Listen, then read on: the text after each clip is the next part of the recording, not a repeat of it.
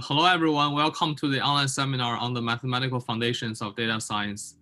Thank you all for joining today. Our seminar is generously sponsored by 2 Sigma. It's my great honor to introduce our prestigious speaker, Professor Vivek Farias. Professor Farias is Patrick McGovern Professor and a Professor of Operations Management at the MIT Sloan School of Management. He has made fundamental contributions to operations research and management science. His research focuses on the development of new methodologies for large-scale dynamic optimization under uncertainty and the application of these methodologies to the design of practical revenue management strategies across various industries, ranging from airline and retail to online advertising. Professor Farias has received many awards, including the 2006 Informs MSOM Student Paper Prize, and he serves on the editorial board on many prestigious journals, such as Operations Research, Management Science, and the Informs Journal on Optimization. Outside of academia, he is a successful entrepreneur. He serves on several technology startup advisory boards and have worked in various capacities in quantitative finance and private equity. The title of his talk today is Causal Inference for Panel Data with General Treatment. Without further ado, please join me in welcoming him. Thanks for the invitation, guys. Really nice to be here. Also, where'd you get my bio from? I don't know if I even gave you one. So yeah, we got it from your website. Really? Okay. Yeah. I gotta go and look at what's on my website. But in any event, it sounds so weird listening to those bios. All right. So just to the crowd that's attending, thanks for making it.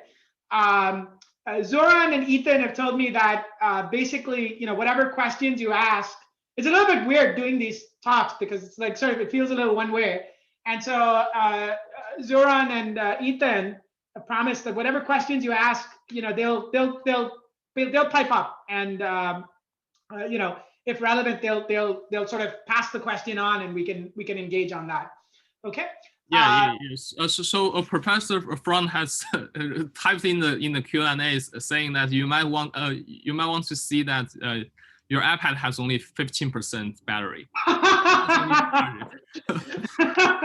That's excellent. That's excellent. Thank you.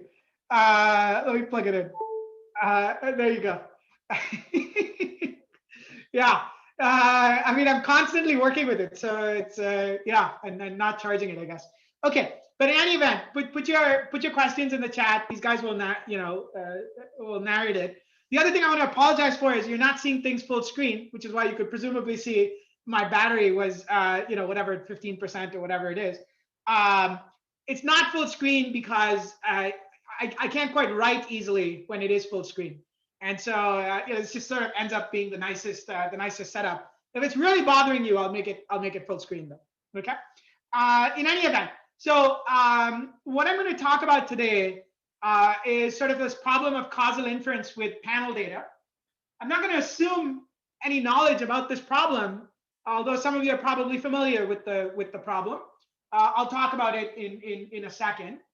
My interest in this problem actually stems not so much from the applications that originated the problem. So this sort of problem, as you'll see in a second, sort of originated, primarily in two communities. Sort of the, one community is sort of the program evaluation community in economics, right? Where you go do something and you want to understand. You have a new policy and you want to understand what impact the policy has.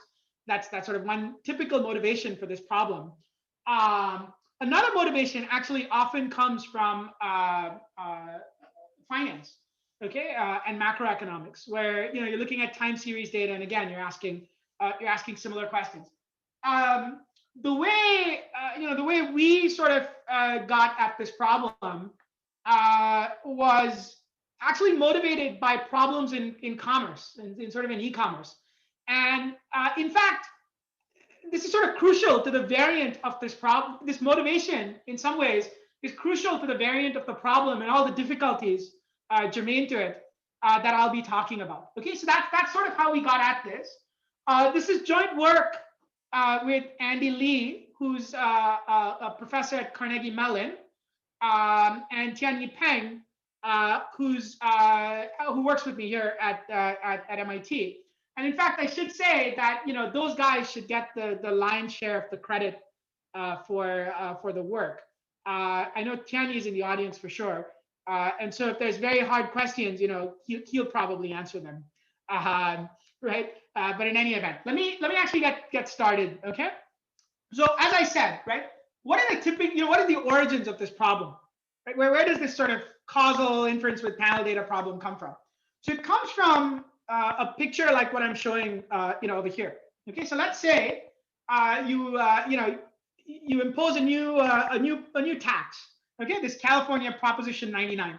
Okay, so this was some sort of tax, effectively applicable only to the state of California, that impeded, it's a tax on tobacco consumption, right? And so a natural question you could ask is, hey, California implemented Proposition 99 or whatever it is. What was the impact of this proposition, right? And so in this picture, right, I'm imagining that the data you have is, over columns on the x-axis, right? You're going over time, and the rows over here correspond to different states. The first state over here being California, right? And your question is, and of course, as I said, they implemented, Prop 99 at some point in time over here. And the big question you're asking is, what impact did this proposition actually have, right? Let's say the data you're recording is tobacco consumption, okay? And so you ask yourself, okay, what impact did California Prop 99 have on tobacco consumption? Okay, so you look at this question, right? It's a little bit tricky, right? Why? Because there's no control, right? You can't implement California Prop 99 in a portion of California, right? Like randomly sample California. You can't do that. So there's no control, right? And so since there's no control, asking this question of like, what is the effect? That's sort of less clear, right? Now, how to address this problem, right? So, in sort of a sequence of papers, my colleague actually here at MIT, Alberto Abadi, he came up with a very simple idea, a very elegant idea, right? Of saying, hey, if you don't have a control, right, maybe we can sort of manufacture a quote unquote synthetic control. And the idea is actually super simple, right? The idea is that, hey, let's imagine, right, that California is, I'm making this up here, right? Like, let's say California is, 20% like Washington, 30% like Oregon, and 50% like Massachusetts, right? And so you say, oh, this linear combination or convex combination, even in the original paper, this convex combination of these sort of three states, give me a good sort of representative for what's actually going to happen in California. And so I call that convex combination my quote unquote synthetic control. And now that I have such a synthetic control, right, I can compare what actually happened over here to the synthetic control I produce by, taking this convex combination over this period. Okay, so really simple, right? We're saying we don't have a control, we come up with that control by manufacturing a quote unquote synthetic control.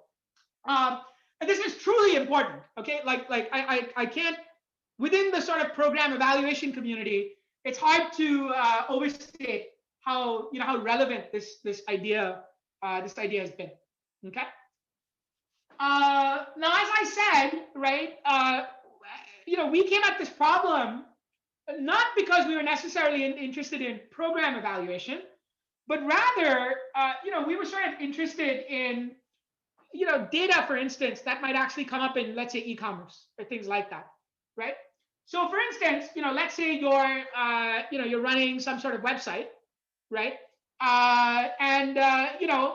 Or you're selling products or something like that, right? And in essence, what you do is, you have your interventions, so to speak, are promotions. So, from time to time, you run different promotions on different products. And, let's say these products are not substitutes, they're not complements, they're all independent of each other, okay? So, you run these promotions on these products, and you're curious about what impact these promotions have, right? So, for instance, in this picture, I'm saying, okay, look, here's sort of the red promotion, here's the yellow promotion, and I care about really, what the impact of this promotion potentially is. Maybe this is a little bit cooked up, even more real in a sense, right? You would imagine that each of these rows correspond to individual customers, right? So let's say you're running some large digital platform. Each of these rows correspond to your customers. This corresponds to time, and over time you're interacting with your customers, right? Like maybe you send some guy an email, or maybe you send him like a coupon in an email, right? Or when that person logs in, you show him a certain screen. You can think of each of these things, right, as effectively being interventions, right? What you want to ask is, well, what's the impact of these interventions? Okay, so it looks a lot like that panel data example, right? Except that when we look at sort of the quote unquote treatments over here, as opposed to this sort of simple pattern here, right? Or perhaps a block or something like that, the portion of this matrix that's kind of treated is in some sense all over the place, right? So you look at the pattern over here, the reds and the yellows, it's sort of all over the place. And so when you have something like this, it's unclear how you might go about doing what we did over here. Right? Over here we said, oh, I'm just going to do this synthetic control. And coming up with the synthetic control in some sense is really easy, right? You're in effect regressing this against all of this. And you learn your synthetic control. Here, learning a synthetic control is far less clear. We can't quite do what I was showing you on that first slide. And so that's sort of the motivation for for what we want to do over here. We want to ask how do we do synthetic control when these treatment patterns, right? What I'm calling this pattern of red and yellow or red or whatever you want to call it, right? The portion of the matrix that was subject to a treatment, right? We want to ask, well, how do you do synthetic control? How do we come up with estimating treatment effects when that pattern is somewhat arbitrary, right? It's general. Okay, so that's roughly the question that we want to ask. And of course, you can think about other applications that I won't bore you with. Hi, Professor Farias. It seems there's a question in the Q&A. Good. Yeah. So the question is, maybe this will be coming later in the talk, but wouldn't this be tricky from an interference point of view, especially so since we are talking about geographical units which share borders? How do you account for spillover across time and applicable similarity for complementary or substitute products? Yeah. No, that's a great question. Which is why I sort of, I'd said, hey, it doesn't actually have to be products and promotions. It could be individual people, right?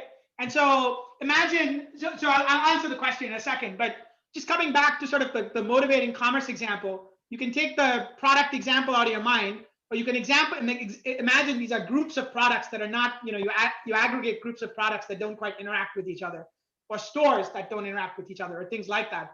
But you're exactly right. You have to sort of enforce, SUTBA, right? We have to have this sort of stable unit treatment value thing, right, going on. And that I think is generic to any sort of causal inference question, right? So this problem of inference, in some ways, is much more general than what of interference rather, is much more general than what I'm talking about over here, right? And there's sort of a whole other sort of line of literature where you can think about, well, how do we overcome this? The typical tricks to overcoming this are in essence to say, define your units carefully, right?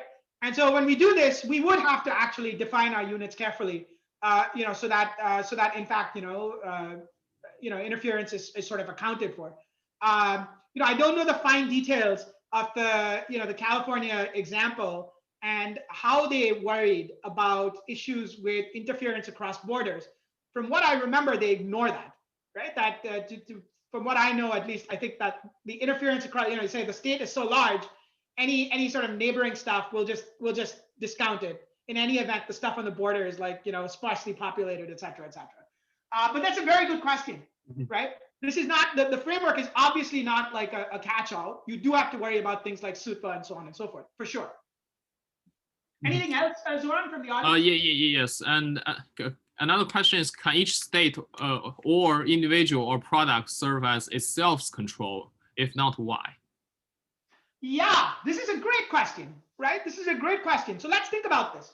So one way you could kind of serve as your own control, right, is if you made some assumptions, right, on stationarity. So like logically, and people do experiments like this all the time, right? You'll turn a treatment on, turn it off, so on and so forth. Implicit in all that, if you want yourself to be a control, you're effectively making some assumption, right, on what this process actually looks like over here, right? And so if you're willing to make an assumption on what that process looks like, sure, you could do it. But I think the reason all this literature exists is, typically it's for examples where kind of talking about stationarity on each of these individual time series, as it were, is a hard thing to actually assume. Okay, that's a bit tough. So yeah, if you made that assumption and you were happy with that assumption, sure, you could do that. But that assumption might actually then be questionable, right? Whereas over here, you don't need to make any of those assumptions. Okay. Thank you. That's all the questions. Perfect. So I want to make this a little bit more mathematical, right? It's not fully mathematical. We'll get fully mathematical in a bit, right? But I want to make it a little bit mathematical. So what are we saying over here, right? So effectively, we're saying, first off, right, there's some underlying kind of counterfactual data, right? Let's call that data, that's some matrix, M star, right, with n units, cap t, periods of time, right? So that's there's some underlying matrix, M star. Okay, and that's this I'll call that a counterfactual matrix. Then you have some noise, right? You're never really going to ever observe M star. You'll observe M star corrupted with noise. So there's some noise, right? And I'm going to sort of talk about a single sort of design matrix, Z, okay, that represents essentially the pattern of ones and zeros, okay? So imagine, this matrix over here, which has support of, which is all ones on in this portion, which is red, zero everywhere else, would be the Z for this example. And for the talk, I'm going to assume there's just one Z, okay? But you could have many different types of Zs to encode the fact that you have a red promotion and a yellow promotion. And the stuff I'm talking about sort of extends there, okay? But it's a little bit messier. So I'm going to stick with one Z, okay? So there's one treatment, but the pattern in which that treatment is sort of implemented is some general matrix, okay, Z. Finally, I have a treatment effect, okay? That treatment effect is, again, I'm going to assume it's homogeneous, actually. Okay, it's a restriction, right? So treatment effect is this treatment effect tau star, okay? And what I observe is M star plus E plus tau star of Z, okay? And my goal is actually quite simply, what I want to recover tau star, because this is the simplest version of the problem I can talk about, right? What are more complex versions of this problem? More complex versions of this problem are, I can think about multiple Z's, as I already said, right? That often goes by the name panel data regression, by the way, right? I could think about having multiple Z's. That's one thing I could do. Another thing I could do is I could sort of say that for any given Z, the treatment effect is not homogeneous. It's actually heterogeneous. And what you care about is recovering, the average of the taus on that Z, right? And that's a closely related problem, which we can sort of also address, but under some further restrictions. Okay. Okay. I stated this is hopeless, right? Like I stated, there's no way I can recover tau star. So I've got to start making some assumptions, obviously. So what assumptions am I going to make? Well, first off, we have to make some assumptions on M star, right? Implicit even in that simple idea of, California is a convex combination of these other states, there's an assumption on M star, right? And so the assumption we'll make on M star that folks view as, in a sense, generalizing, the typical, actually it's closely aligned, it's not even generalizing, it's precisely, right, the original synthetic control model, is really assuming that M star is effectively low rank, okay? And the idea goes back, quite a bit, right? At least to this sort of nice paper in panel data regression by Bai, right, in 2003.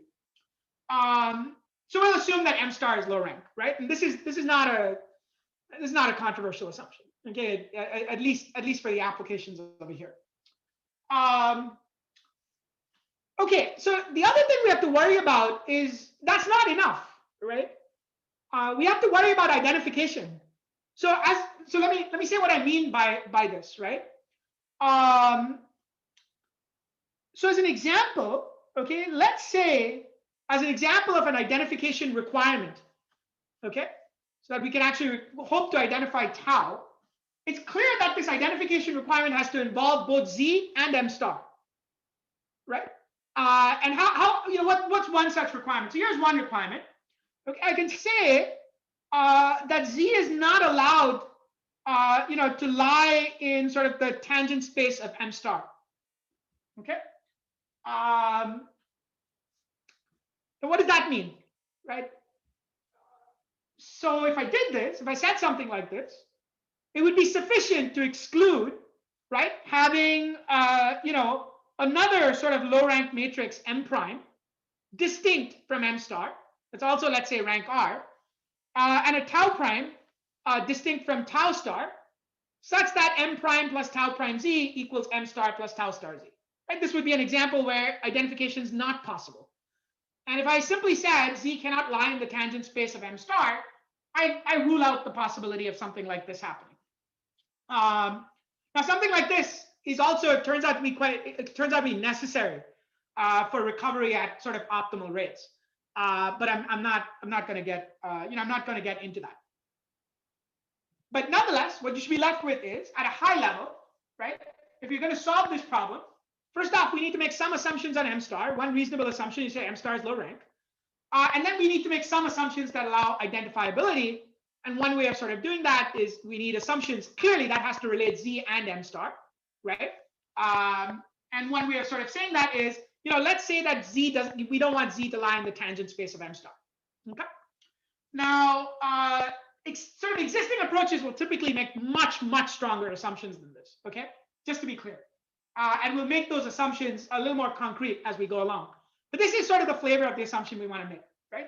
Something on M star that's sort of benign, and then all the questions are around Z, right? Like what can we say about Z? Okay. So as we sort of just stepping back now, as we sort of think about our problem, what is our problem? Our problem is we want to recover this tau star, right? And the challenge is that Z is sort of this arbitrary 0-1 matrix, right? Now, one thought on how we might actually do this, okay, which folks have explored, is to say the following. Okay, so you could say, let's say that I actually ignore all the data in the support of Z. Okay, so everywhere that Z is 1, I ignore all those entries. Okay, I say those are missing entries, right? So I've got this matrix M star, and wherever Z was 1, I say I don't have any entries over there, right? So now I've gotten back to a very simple problem, right? So that's just a matrix completion problem in effect. And a number of folks have sort of tried to do this with the hope of essentially leveraging the matrix completion literature. And for those of you that are in the know, you're probably already seeing that this is going to be hard, right? And so let me actually explain that, right?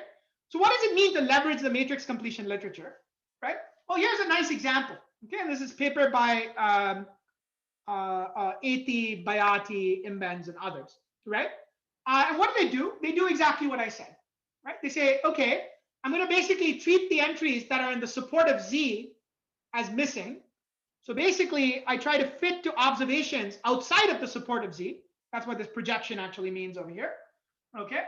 And that's it. That's what I'll try and do, right? And you don't have to do this. You could do some other matrix completion approach, but this is sort of representative of what some of these folks have tried to do. But this problem. So yeah, you can do this. But you can't say a whole bunch about this. Okay. So for instance, right, the paper that does this can't really say anything about the estimator, right? And we'll talk about why that is in a quick second, right? And then there've been other folks, right, to try and attempt this. So there's a sort of nice paper by Marcus Palger and his co-author, from a couple of years ago, that sort of says, okay, let me make assumptions on the data, right? Let me make generative model assumptions on M star. So I won't prove a theorem for a general M star. I'll say M star comes from, I'll make some sorts of assumptions. And in effect, they make assumptions that look kind of like stationarity. And then there's sort of been other work which sort of, in a sense, tries to do matrix completion, but sort of is able to do it only for patterns Z that are what you would do with synthetic control in any case, which is to say it looks like a block is missing, right? And if a block is missing, the completion problem is not that hard, right? You do exactly what you did in that little toy example that I talked about, okay? Okay, so why is this hard? Well, it's hard because when you treat these, these entries Z as missing, it creates significant challenges because we don't really know how to do, I mean, yes, there's a few papers, but matrix completion with non-random missing patterns is basically a hard problem, right? That's not quite an easy thing to do, right? So treating, these Z's as sort of arbitrary, that's tricky. It gets even trickier though, actually, right? And to see this, let's say that somehow or the other, you overcame this barrier that the missing patterns were kind of like not IID or not, there were sort of these arbitrary missingness patterns. Let's say you did something like that, right? And you tried to get guarantees in sort of the Frobenius norm. The best you would hope for is something that looks like this, right? And an error like this in recovering the counterfactual is still not quite useful for us to actually recover the treatment effect, right? In fact, you would probably need, if you wanted to recover the treatment effect, you'd need something much stronger. You'd kind of need entry-wise guarantees. So this sort of sets up why this approach is likely pretty hard, right?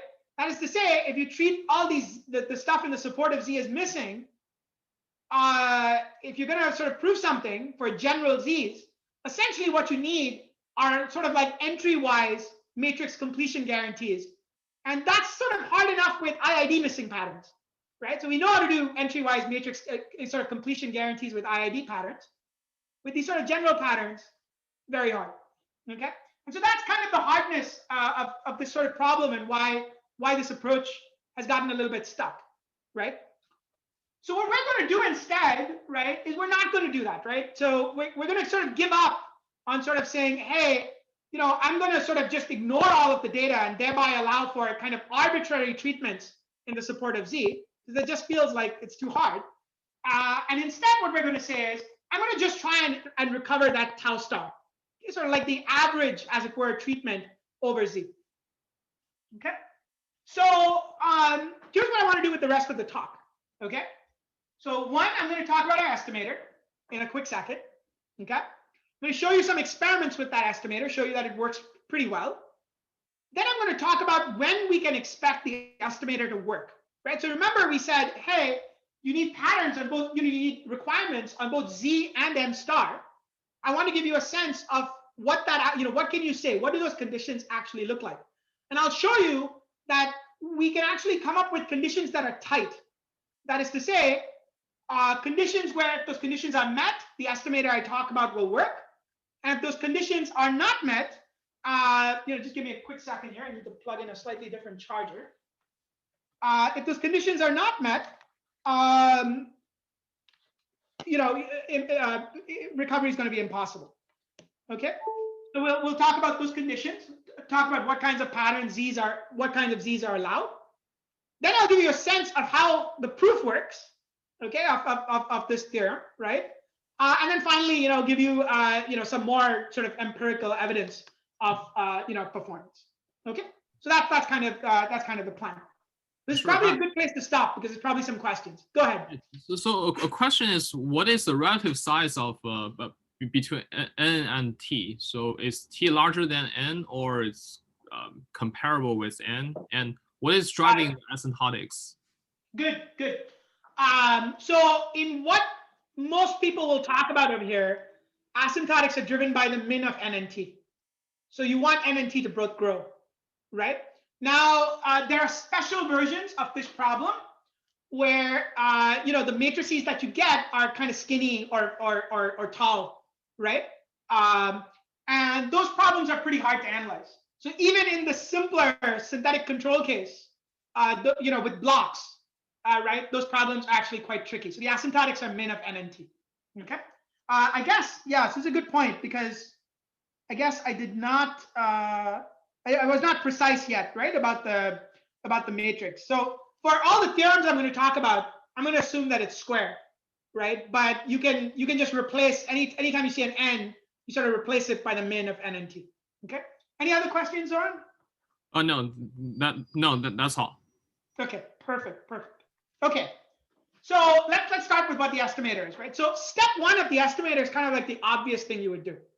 Okay, so the idea in this step is basically to solve sort of a panel data regression problem in effect, right? What are we saying? We're optimizing over both m and tau to fit the observed data, and we have some penalty on m because we're searching for low rank solutions. Okay, so this is sort of like the obvious first step. And the idea with this obvious first step is that it'll give us a rough estimate of the treatment effect. Okay, so we'll get sort of this rough estimate of the treatment effect from doing this. All right. Okay, having solved this step, the next thing we want to do is compute what I'm going to call the effective design. Okay, so what is this effective design? It's the projection of z on T-perp. T-perp is the orthogonal complement to the tangent space of m star. And now we don't have m star, so we're sort of approximating this based on our approximation to m star that we got from the first step. So let me just say this again, right? When we solve this first step, we get an m hat and we get a tau hat, right? What I'm doing in this second step is I'm using m hat to come up with an approximation, the obvious approximation, okay, to the orthogonal complement of the tangent space at m star, okay. And what I do is I'm projecting z on that tangent, on that space, okay. So I just compute that. That ends up being this trivial quantity over here, this simple quantity over here, okay. And then what I do is actually I correct for bias, all right. And you'll see in a second that this sort of debiasing is quite different from the typical debiasing that you're kind of used to from sort of high dimensional statistics. Okay, this is a little bit different from that in the sense that this debiasing, as we'll see in a bit, is motivated directly by sort of an analysis of this sort of optimization problem, the first order conditions of this optimization problem that we wrote. Okay, so the final step is doing this debiasing. Now, in the multiple treatment case, right? So over here I have one treatment, right, which is the single z. In the multiple treatment case, this debiasing is a little bit more complicated. You end up solving a system of equations where that system of equations is determined by a certain Gram matrix. But I don't want to talk about that. Over here I want to keep it simple.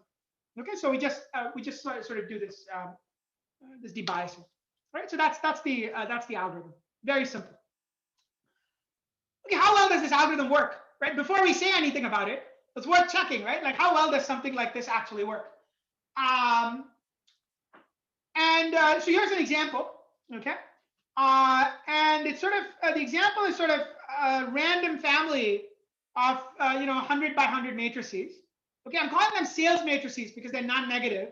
Later on, we'll have an example where it makes sense for the matrices to be non-negative, so we decided we'd keep that, through this. I'm going to say the rank is 10, okay, in this ensemble. The mean entry is has a value of 10, and the treatment effect is 1. And what I'm going to do is I'm going to generate a whole bunch of random treatment patterns. So I'll generate an ensemble of random matrices, and associated with each matrix, I'll generate a whole bunch of random treatment patterns. And those random treatment patterns are going to look like this. Okay, this is called typically a stagger pattern, right? It corresponds to you implement something and the adoption doesn't happen at the exact same time everywhere, right? It happens at different times in different places. Okay, so that's the treatment pattern. It looks something like this.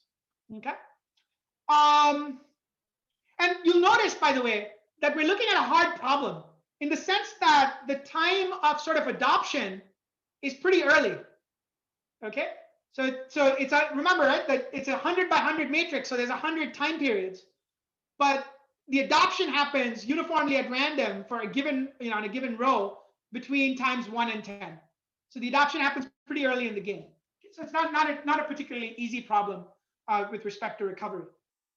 Okay, so how well do some of the approaches I spoke about actually do? So first off, starting with this sort of paper by Shang and Pulgar, it feels like that sort of doesn't quite work nearly as well over here. Okay. In particular, sort of the error over here of recovery, and this is sort of relative mean absolute error, right? This is what we're looking at. It's something like 47%, so quite large. You could simply do DID, right? This is the simplest thing you could possibly do, right? So what is DID?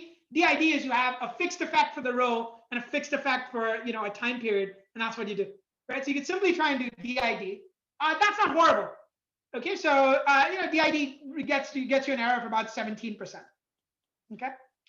Then you could sort of do this sort of idea of robust synthetic control, which is very similar to synthetic control, except that the process of coming up with those linear combinations is done in a slightly cleverer way, right? Based on essentially doing PCA as opposed to running regressions, right? And that gets you, that does slightly better. That gets you to an error of 12%. Now you can do sort of the method I alluded to earlier, which is essentially matrix completion, right? The AT 2018. You can do that. That gets you to an error of about 11%. And then finally, you can do what I just sort of talked about, right? And it gets you to an error of right about 6%. Okay. So when we looked at this, we felt this was pretty motivating, right? In the sense that this was a pretty hard problem, right? And for this hard problem, we're getting to a pretty decent error. Certainly lower than all of these other approaches that would be sort of very reasonable approaches to try, right? And so what that leads to is sort of the question of, okay, what's going on over here, and can we say something interesting? Okay. And so, as I said, what's coming next is, I'd like to talk about really what we can say about our approach. Okay. When do we know the approach works? I want to sort of characterize that basically the approach works when you can, if the approach works for Z's such that any Z's outside this class, recovery is probably impossible. Okay, so it's a very general approach. So that's what I want to show you now. Okay.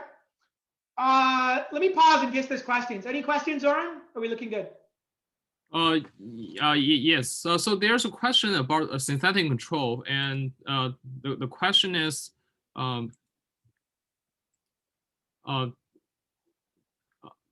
is it vital to make sure that the components in a synthetic control are very similar in distribution and possibly non-stationary?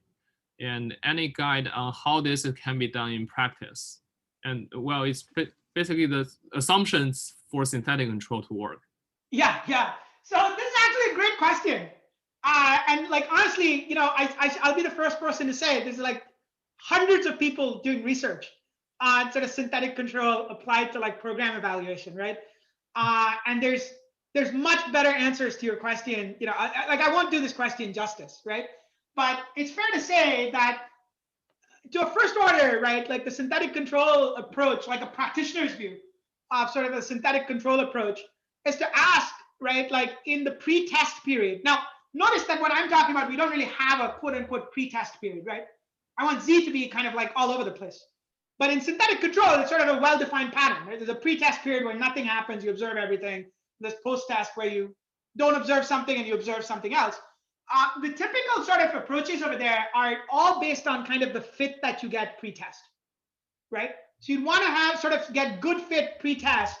And if you believe you're seeing good fit pre-test, you'll be more comfortable sort of using the synthetic control predictions. Absent good fit pre-test, folks would say, oh, there isn't a synthetic control, right? And that's kind of what it boils down to. Now, it gets a little bit fancier in that all this gets decorated with like a whole bunch of hypothesis tests and so on and so forth. But broadly speaking, it's that, right? Anything else, Laura? Yeah, so it seems your charger is off right now. Whoever is doing this is, thank you for caring so much about my charger. There's actually a power cut in my house, believe it or not, and my stuff is running off of a generator. So so a generator actually kicked in, and fortunately it worked. But I don't necessarily want to take a break over here, so I'll watch the thing. Hopefully it'll last to the end of the talk. right? I don't want to go and like reset stuff. All right, Okay, thanks. cool. Great. Sure. And another question is it possible to do horizontal regression? That is for using Y with larger T to regress on the past on the historical Ys? Yeah, actually, in fact, absolutely. So in fact, instead of me answering that question, right, you should go look at the AP 2018 paper, right? So that paper kind of observes that there's kind of two schools of thought here. There's kind of one school that emerged in the synthetic control way, which is the what we just talked about. There's something, and then there's another school that emerged looking at columns, right? And so you could look at columns as well. I mean, and weirdly enough, there's two separate literatures, right? Although like mathematically, these are essentially the same thing, right? So short answer, yes, but historically, these two things have emerged in different ways. It's a great question. All right. Thank you. These are all the questions. Perfect. Thank you.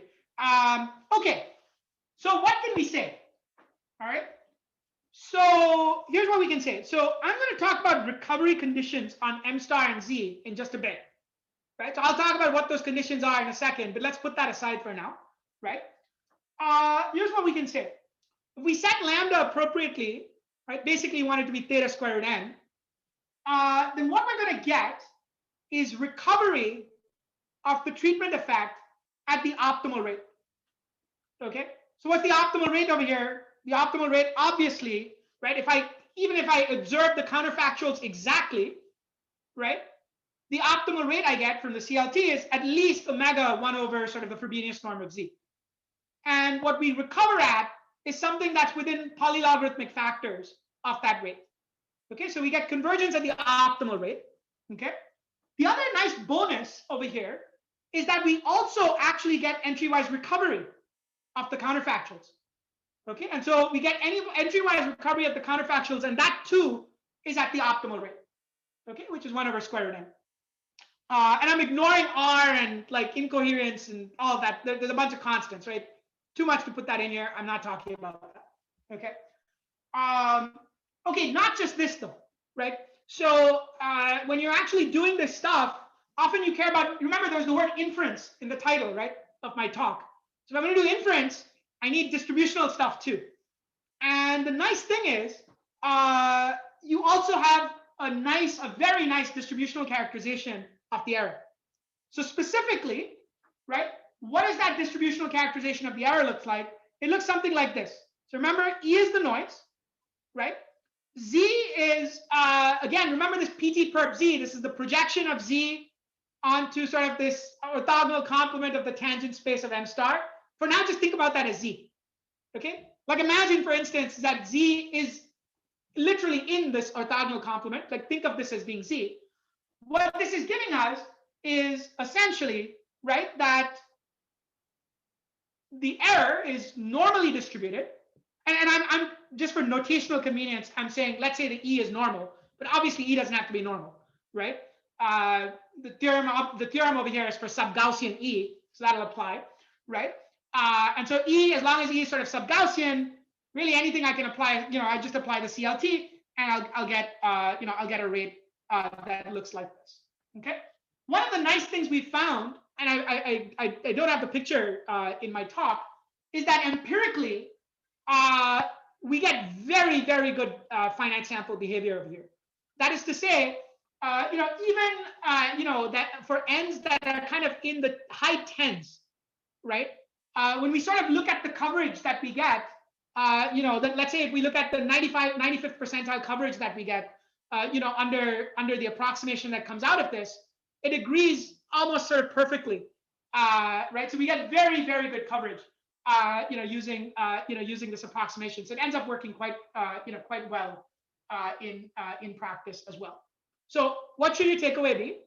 Your takeaway should be that when you do this, you get optimal rates of recovery of tau. You recover the counterfactual entry-wise at an optimal rate, and you get a limiting distribution for the error, so you can actually go and do inference. Okay, so that should be the takeaway, right? Like I get all these things. Okay, what you should be worried about is, but he had this condition over here, right? These recovery conditions on M star and Z. So what are those conditions? So that's what I want to sort of talk about next. okay, and give you a sense of what those conditions actually are, right? But let me actually pause here because I presented the result. Maybe there's a question or two. So far, there's no question. Okay, perfect. Hopefully, I've not gone too quickly. I'm sorry. I'll just say it again, right? Just so that this gets in. So this is important. So all we're saying over here, you run this approach, you recover tau, what we cared to recover, at the optimal rate. Okay. Not just that. You probably care about doing inference. You want confidence intervals, and you get confidence intervals as well. You're staring at this, and you might be wondering, yeah, but how do you actually get the T star? And it turns out that this result will actually hold for the obvious plugin estimator as well. That is to say, if you put in the plugin estimator for T star, right? What is the plugin estimator for T star? It's basically what you would get from the first step over here, right? If you put in the plugin estimator for T star, that's fine. In that the error in doing that is going to be second order relative to this quantity over here. Okay, so you can do inference, and you can and you get sort of optimal rates. Right? That should be the takeaway. What's the big thing? The big question is, when is this thing going to work? Now, so let's just talk about this, right? So first off, I'm going to say it's like just benign things, right? So one thing that I need is like the generic things that you want on these matrices, right? So I'll say it's low rank. I'll say it's incoherent. I don't actually need bounded entries. I don't know why I have that in there. I need it to be low rank and incoherent. Okay, I want that. I want to say E is zero mean and sub-Gaussian. Okay, this is just generic, right? There's nothing special about this at all. So I'm going to view this as benign. Now, I want to be clear over here. There are applications where this may be restrictive. Okay, so for instance, in finance and macro, you may actually want to have autocorrelation patterns in E, right? And whereas I believe that the methodology I'm talking about will work there, we don't quite have theorems for that yet. Okay, where you have sort of autocorrelation patterns in E. But I don't view this, to be clear, I mean, I don't view this as a hard thing. It's just messy. Okay, like in the proofs where you would normally use independence, now you've got to deal with like approximate independence and things like that. It's just irritating as opposed to anything else. So I don't necessarily view that as a big deal. The bigger issue is this condition on Z and M star.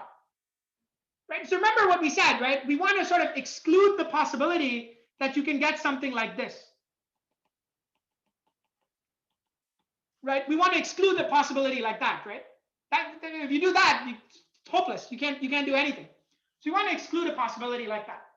Now, the way you should sort of think about this is, okay, we want, and the conditions are basically this, okay? The conditions will be that we want as much of Z as possible, okay, to lie in T perp, okay, in this sort of orthogonal complement to the tangent space at M star. That's really what these conditions are going to end up being, right? And that's sort of intuitive, right? Why? Because it kind of jives with the condition we were talking about earlier. If it's entirely in T perp, it's obviously not in T star, okay? But that would be too restrictive, right? That's way too restrictive of a requirement. And so there's sort of a softening of that requirement that we'll use. And then we'll show that like that softening is kind of as the best you can hope for, okay? So what's our condition? So our condition is these equations over here. And I don't expect you to parse these equations, right? I don't expect you to parse these equations at all. But roughly speaking, right, what these equations sort of tell us, roughly, okay, is something like this, okay? These equations essentially tell us that when I look at this quantity, okay, when I look at this quantity, right, which is the projection of Z onto T star perp, right, that quantity is sort of at least this, okay? So actually, this is quite nice if you think about it, right? What this is saying is that you don't need even a constant fraction of the mass in T star perp, but you need some of it. You need a little bit. Okay, that's that's basically what our what our condition ends up being. Okay. Now what are examples? Oh, one other thing, right? We're not going to be able to parse this, right, live, but hopefully you got it. There's a reason I showed these two equations. The reason I showed these two equations is that, in a sense, these equations are sort of tight. That is to say, if, as opposed to this tolerance, you replace these two numbers by 1, okay, you can come up with examples where recovery is impossible. Okay, so in particular, right, for any n, I can come up with low rank incoherent matrices M1 and M2 along with a treatment matrix Z such that M1 equals M2 plus Z, which is basically I can't hope to have identifiability, right?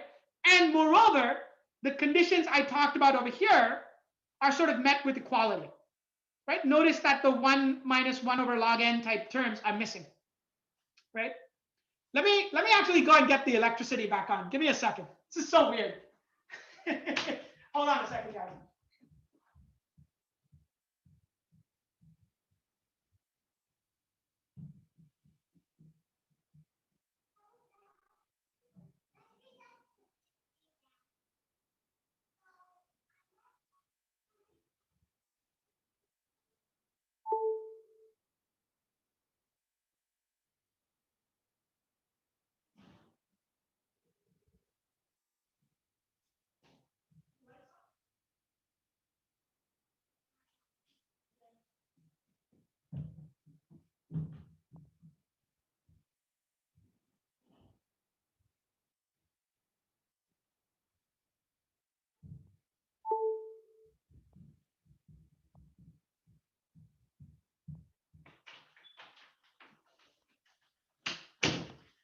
Is it charging? Look at that. That's charging. All right. Okay. So as I was saying, right? If these conditions are met, you obviously, this is an example where you can't hope for any identification. So in a sense, these conditions are kind of as tight as you can expect. We're still trying to, I mean, if I'm being completely honest, we're still trying to kind of wrap our heads around these conditions. Tianyi in the paper has a very nice way of decomposing Z, and sort of explaining what these conditions are. But I still don't have a super great feel of this, beyond what I was sort of saying over here. Okay, so you're looking at this and you're saying to yourself, yeah, that's great, and it's good that these conditions are tight. But can you actually guarantee recovery using just information about Z? That's a natural question to ask, right? So if you just have information about Z, can you guarantee recovery? So let's look at a few examples where that is possible, okay? So here's one example. You'd hope that synthetic control works, right? And indeed, of course that does, right? So as long as, the fraction of ones are, so ignore this for a second. It's a little bit controversial, ignore it. You look at the first line over there, right? Let's say you have a pattern that looks like this. As long as you have like order, let's say log n observations, right? The conditions are met. All right. Now, interestingly enough, if you sort of look at this in kind of like, you can set up this nice smoothed analysis type story where you say, oh, the whole row is actually missing, but nature gets to perturb the matrix M star after you pick, after you pick the row, right? In a model like that, I can even let the whole row be missing. Okay.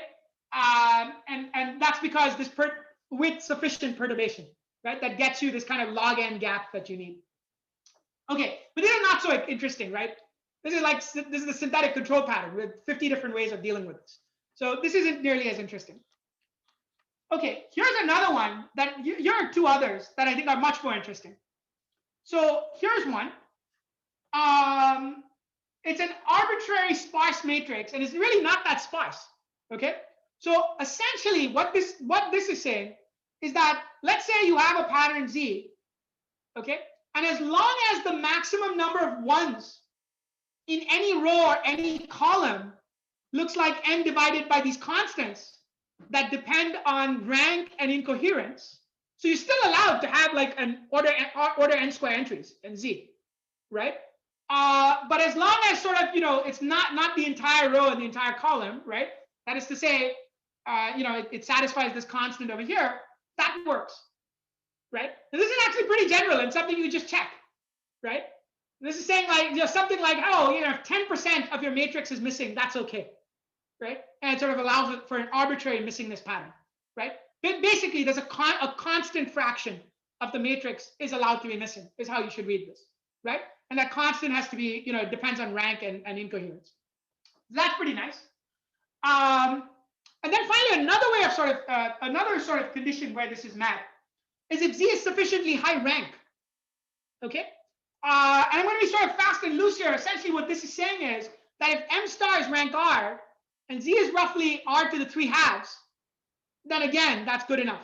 And one way of sort of thinking about this is like sort of saying you're injecting enough noise into Z, right? So that it's sufficiently high rank relative to M star. So these are all examples where these conditions work.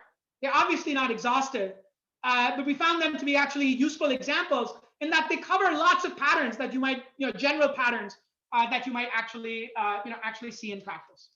Okay. Okay. So what I have left is sort of a motivation for why this works. Okay, the motivation for the proof, and some empirical results. And I have about, let's call it 16 minutes to go. So let me pause here for questions, maybe spend a minute or two on questions, and then spend time on what we have left.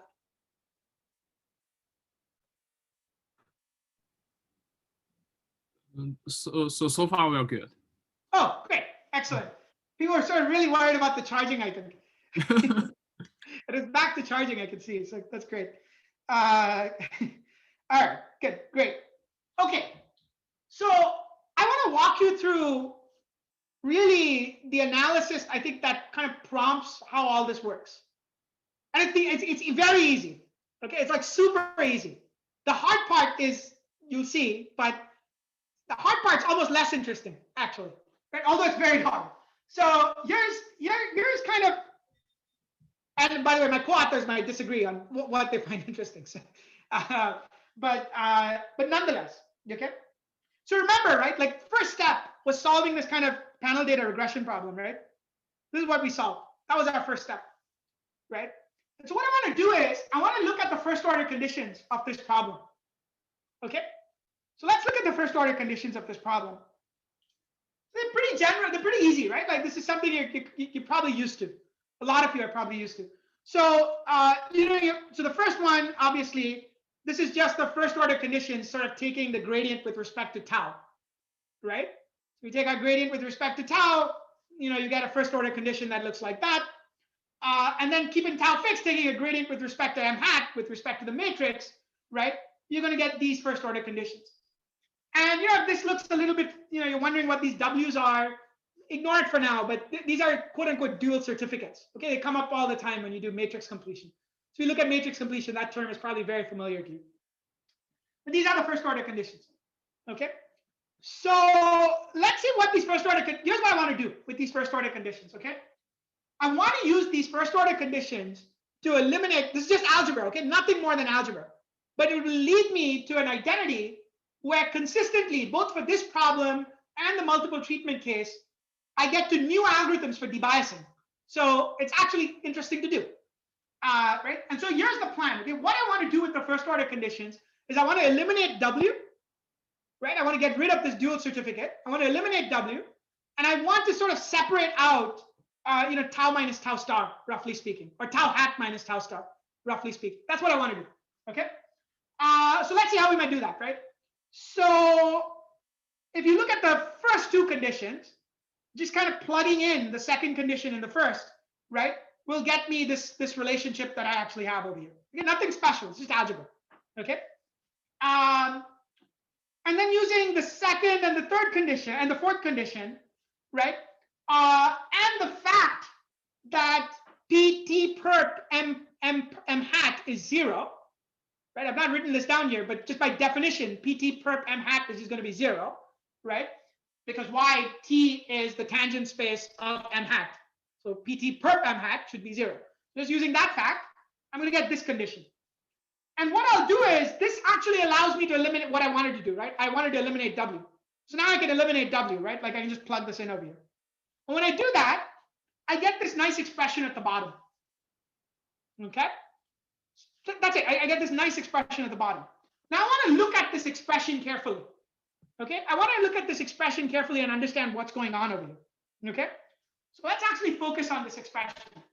By the way, I should pause to say what I just did here for the scalar treatment case, you could do the same thing for multiple treatments. It'll just be a little bit fancier, but you basically do exactly the same thing, right? And in the last step, as opposed to getting tau hat minus tau star equals a whole bunch of stuff, you'll get some linear equation, some system of linear equations in terms of, tau hat minus tau star, where tau hat and tau star are now vectors, okay? But here I'm just looking at the simple case. We had a scalar. Okay. So as I said, this is sort of the key identity that I want to focus on that really tells us, what we ought to be doing. So let's look at this, okay?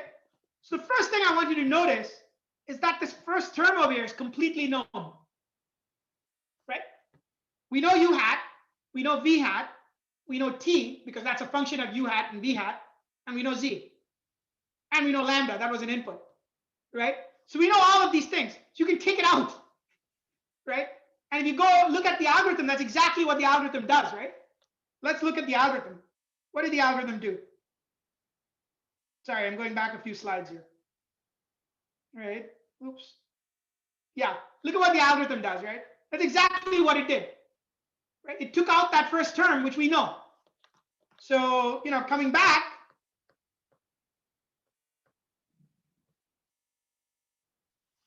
right? Coming back, we can just simply take out this term. What's left? What's left are these two terms over here. Okay, let's try and get some intuition for these terms. Okay, what's going on with these terms?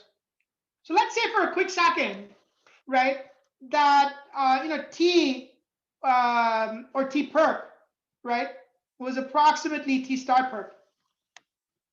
Right? Let's say t perp was a great approximation to t star perp. And let's say you plugged in t star perp over here, right? Just by intuition, okay? Let's say we plugged in t star perp, right? So let me just write that, right? So I've got p t star perp z e divided by p t star perp z Frobenius norm square plus z p star perp m star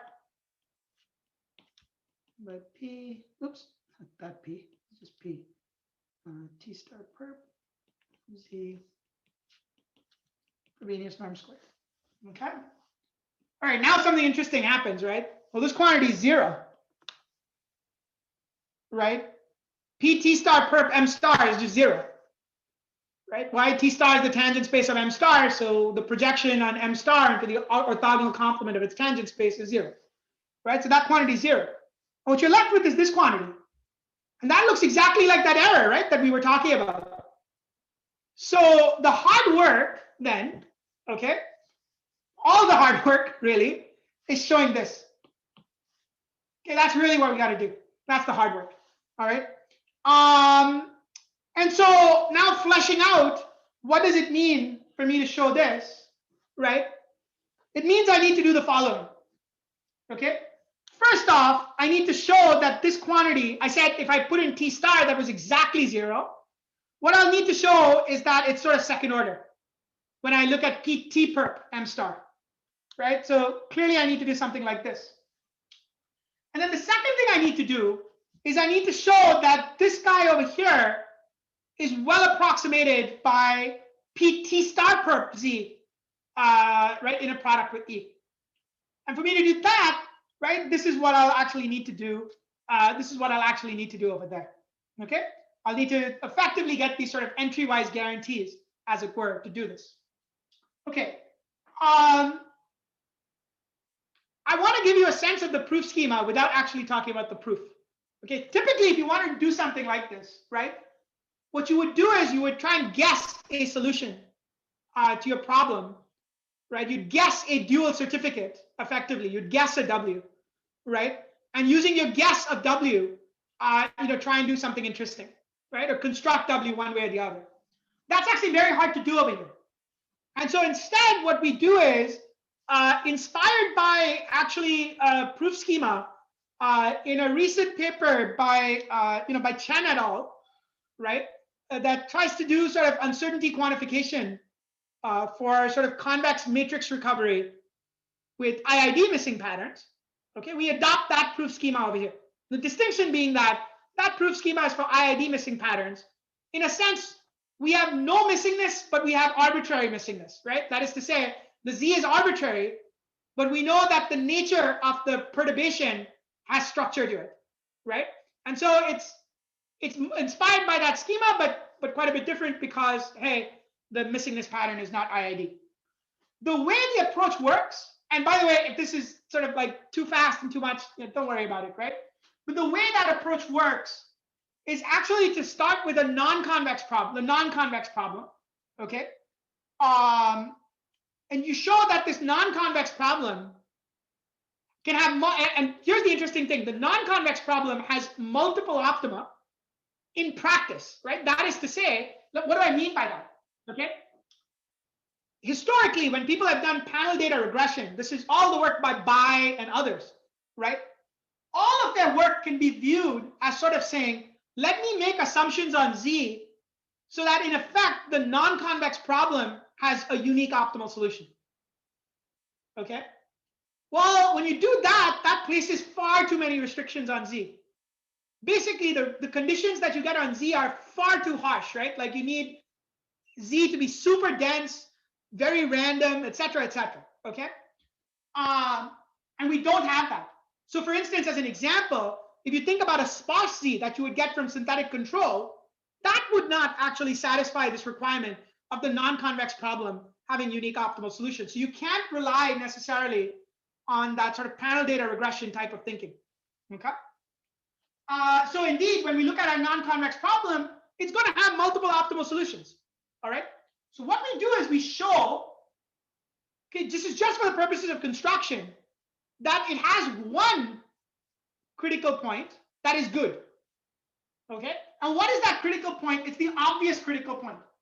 You start at M star and you run gradient descent until you get to a critical point, right? Now, of course, you can't do this in practice, but we don't care about doing this in practice. This is actually just to construct a certain dual certificate. So our construction of this dual certificate, in a sense, is algorithmic. And that was sort of the very nice idea that we got from this Chen 2019 paper, right? That you can construct this dual certificate in an algorithmic way. It's very, very cute.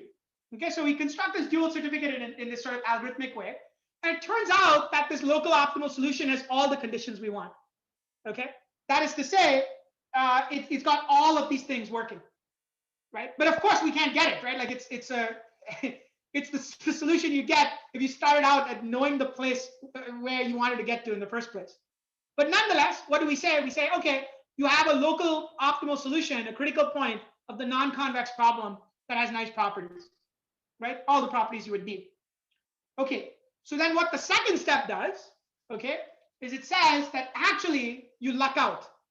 That is to say, when you look at the convex problem, the optimal solution of the convex problem is actually really close to that critical point that you just constructed in the non-convex case. Okay? And how do we do that? We do that by using the dual certificate we constructed implicitly in the first part, right? And so you put these two things together, what does that give you? That gives you all these properties, right?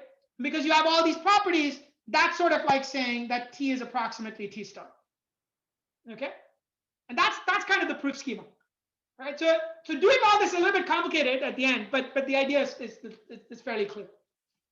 Okay? All right. So let me actually skip this. I was very adventurous in writing this up. And let me get to some experiments. Okay? And this is what I'm going to end on. So here's actually an experiment that, and this is, it's sales data, but we constructed the perturbation ourselves, right? So we know what the treatment is. So often, right, when you actually run things on customers or whatever, right, let's say you're sending promotions to customers, they're all coordinated typically over time. So if you think about the treatment patterns that emerge, they look very much like the treatment patterns over here. In fact, the treatment pattern that we constructed over here is a very interesting treatment pattern. It's a treatment pattern that you would get based on like the activity of someone, right? So if they're not very active, you send them an email, right? And then you let it be. And then again, if they get not very active, you send them an email again, and so on and so forth, right? So these patterns come up all the time. Sorry about this. What's going on here? So these patterns come up all of the time, right? What do we get over here? Okay, what sort of error guarantees do we get? So this is what we get, right? Again, I'm going to sort of ignore this for a second, right? And also, I want to point out that with something like this, I can't quite do synthetic control anymore. I can't do that robust synthetic control idea, right? Why? Because I mean, look at this pattern, right? So I can't quite do that. So what I'm doing is I'm comparing three things. I'm comparing just straight up DID, where you have a fixed effect for the row and a fixed effect for the time period, right? And that's not horrible, right? The average sort of error is about 37%. Then you can do that matrix completion stuff, right? The AT idea. Basically, that's just doing vanilla matrix completion, right? That gets you to an error of 26%.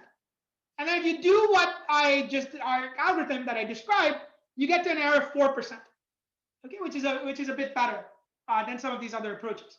Now, what's also interesting is the quality of the outcomes across the different instances. And so this is a CDF.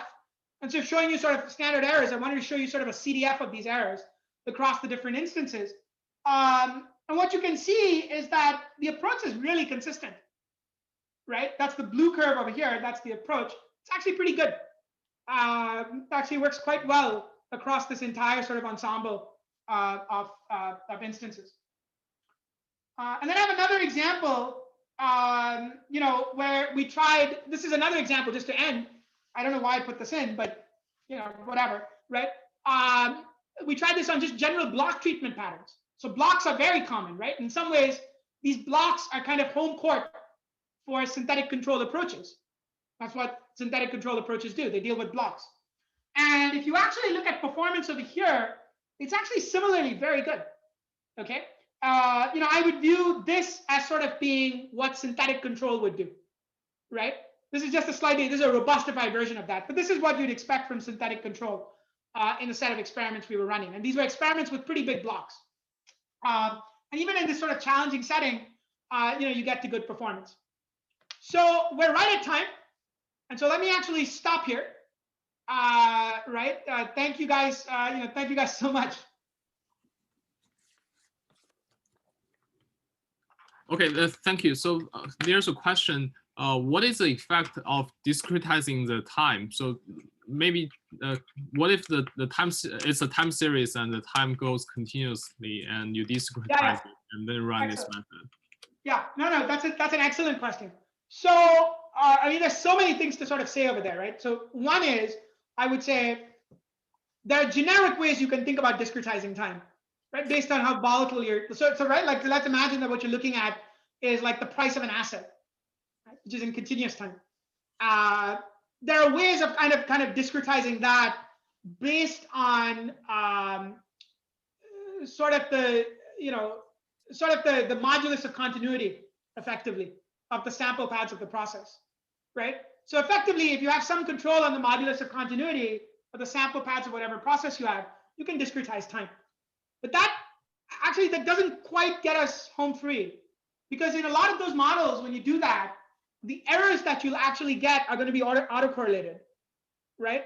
And so as I said, the setup over here doesn't quite deal with autocorrelation yet. You can still run the algorithm just fine, right? And what I anticipate is that the algorithm will work just fine. Why? Because essentially, when you sort of think about the analysis we do, it doesn't really need independence of E. Okay, you can have sort of approximate independence and you'll be fine, right? It's just a pain in the butt to kind of analyze that, though. Thank you. And another question is regarding on the efficiency of the estimator in terms of the variance. Yeah. Okay. I mean, that's optimal, right? So as we were sort of saying, we've got, where is it? Here's the theorem. Sorry. That's optimal. You get a variance that looks like polylog 1 over z, which is basically optimal. Where is it? Sorry. here we are, right? It's more than the variance. I give you a distribution. Mm-hmm. Right? Yeah. Yeah. Another question is when you, it seems you didn't introduce the method for constructing the confidence interval. Can I just calculate the empirical estimator of the projection matrix and yeah, this is what I said. Sorry, I said this too fast, right? So very good, very good. So if you sort of think about it, right, I'm saying this is what you want to use for your confidence intervals. But you look at it and you say, yeah, but I don't have T star, right? So what would you use? Use the plugin estimator for T star. The plugin estimator is what you would get from the first step of the algorithm, right? The first step of the algorithm would give you U hat and D hat, as a result of which you get T perp, which is a good, which you can show works. Okay, so that's how you do it. Then, but it seems you still need to have some estimator of sigma. Maybe you can assume the variables are bounded. Oh, no, this is true. This is true. But again, you can hope to actually recover that. Why? Because you have entry-wise guarantees on M. So there's a variety of different ways of doing that. So you can construct a plugin estimator for sigma too. Okay. Thank you. And yeah. So but that's a little bit second order in some sense, right? That doesn't matter so much, right? In fact, you'll get a much more complicated expression for sigma in general, right? But yeah. Thank you. So these are all the questions. Thank you so much for your great talk. Of course. And, yeah. Thank you guys, and thanks for watching the charger so carefully. It's quite amusing. Thank you. Thanks. Okay, guys. See you. Thank you. Bye. Bye. Bye, everyone.